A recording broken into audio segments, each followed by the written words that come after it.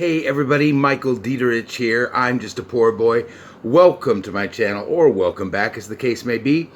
For those of you that have been following me, you know that for the last month I've kind of been down and uninspired and I have not been going to the studio. But I recently went up there and I am painting again furiously. So much in fact that I have tons of video material that's been downloaded into the laptop and I'm trying to find time to edit it. But good news is today I have a piece for you.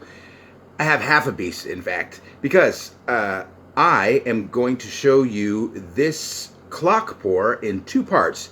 So I'm still waiting for the actual clock mechanism and the number to arrive, and literally about 2 hours ago I did the resin pour on top of them. They turned out great, but these two clocks, the LP clocks as they're called, made from old records, I actually poured them about a week and a half ago, and since then also done vases. I also did a 80 centimeter by 120 centimeter piece that turned out fantastic. I'm pouring like a maniac, but I'm also getting ready for this Hearth and Home fair coming up in 2 weeks here in the Netherlands, where I'm going to be selling my paintings, my jewelry, and my poured objects. So I'm trying to make sure I have time to do a little bit of everything. I did some jewelry work today. I did some regular work earlier. I just finished pouring the resin on these pieces, as I said, and then I spent some time editing this video together. So if you're wondering what time it is, it's Pour O'Clock Part 1. Here we go.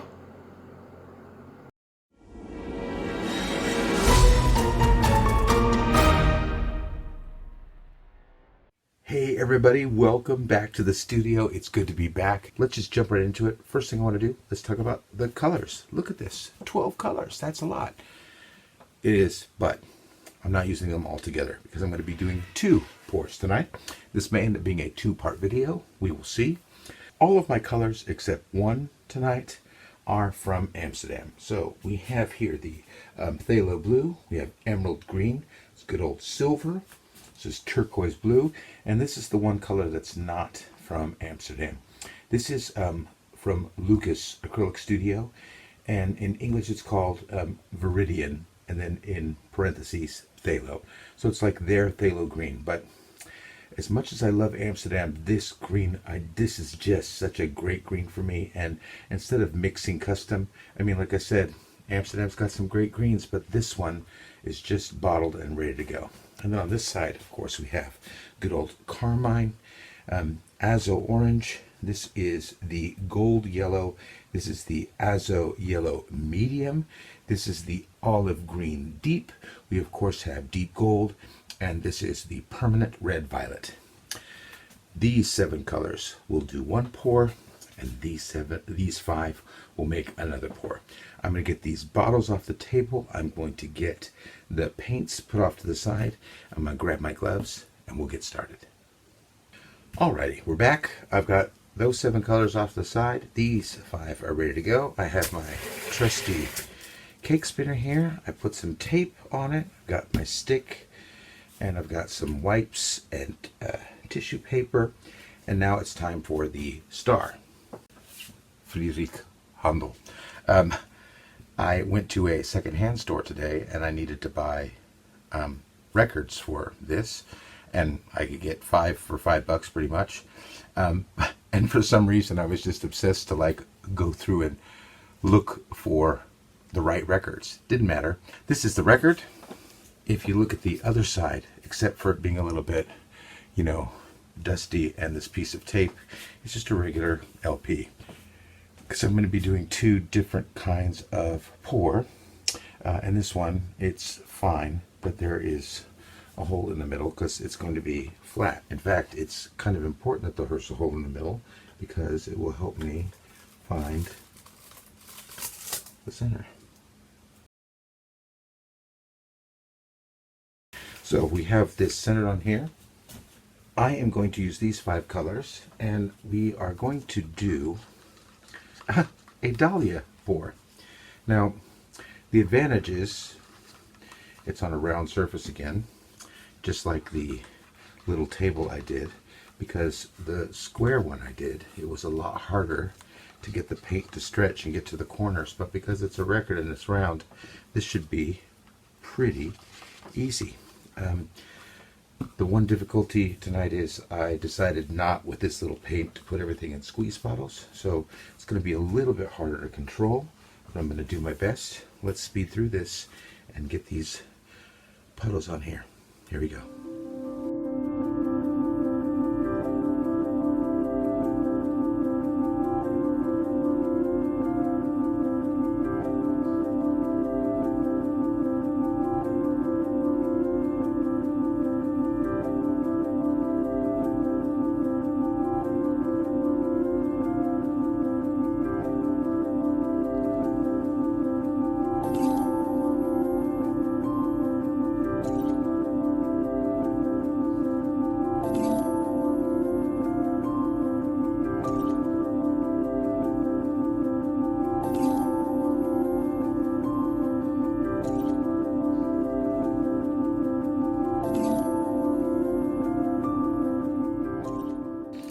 Well, it's gotten a little ovally on me, but hopefully during the spin that will clean up a bit. A couple little bubbles as well. But again, I learned last time that just gives a little character. Let's do some lines.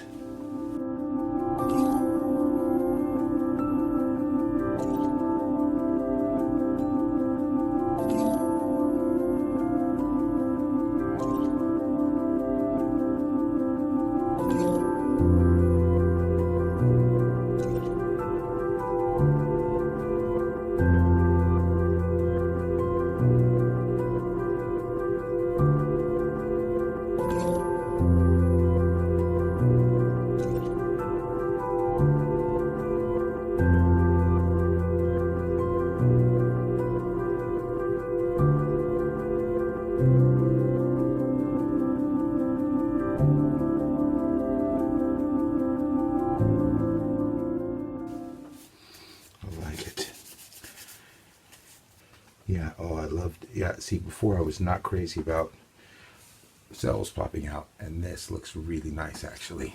Let's just give it a quick.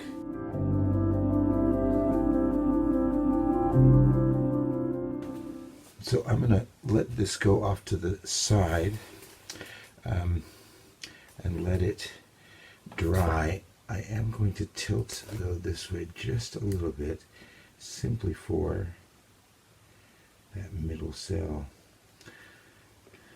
But again, it's going to be great. So this may be a two-part video, because now that this is done, it's going to have to dry, and then I'm going to have to resin it and then put the clock and the numbers on it. So I may split this up into two videos, but for now, let's clean this up. Let's put this off in the drying station, and let's get ready for our second pour. Alrighty, so just some minor cleanup. I'm not worried. I have my silicone mat covered because I knew I wouldn't really have enough paint for skins, and these 5 colors actually I picked out for Christmas ornaments for my friend Seville. So when I do those, there'll be plenty of skins, I'm sure. For this one, we're going to do I keep thinking, am I going to do a puddle and then blow it out, or am I just going to do a spiral pour? And yeah, I'm going to do a spiral pour and tilt. That was easy. Great. So we're going to stack the cup. We're going to speed through this.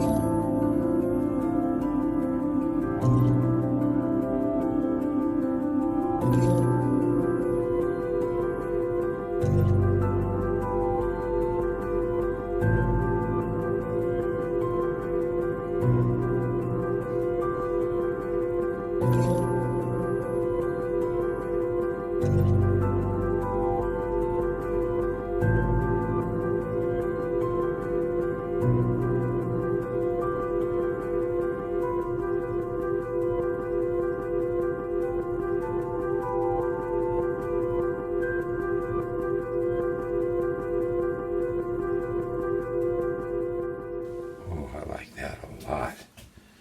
Ooh. As I got towards the end, I was like, there's too much of that red spiral. I started tilting a little bit. Oh, I love how this stretches. That's great. No, I love the balance.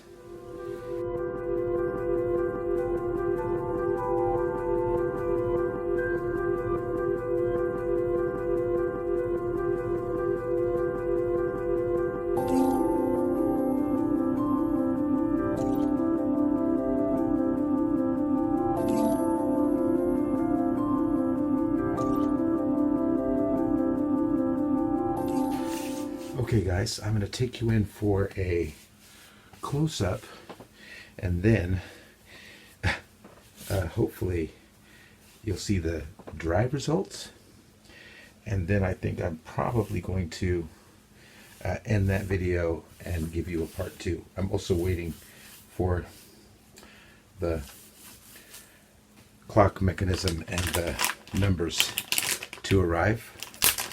And also, I'm going to put some lovely cork on the back. Let's take a look at these in close-up. Well, this is just fascinating. Yeah, I love it that it's not like a perfect dahlia. It's actually a lot more interesting. It kind of looks to me like a bunch of planets being sucked into a black hole. I don't know if that's nihilistic or something, but I still love it. Looks great. Some interesting cells in there, great color combinations, and I bet that silver, when it dries and it gets resin, is really gonna come out to the forefront.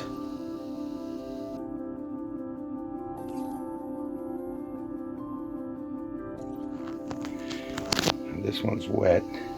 No silicone oil, but still some cell forming. That's a little bit of a pit there. Sometimes the way that the paints react to each other, but it's not going to matter once this is resined as well. But absolutely lovely. I was worried that the green would be too much, but it's just enough. It's really, this was like a fall leaves idea for me, and you can just see like, oh, that last bit of green summer in there, and the leaves are changing into the lovely reds and oranges and yellows, and yeah, beautiful. Can't wait to see how this dries.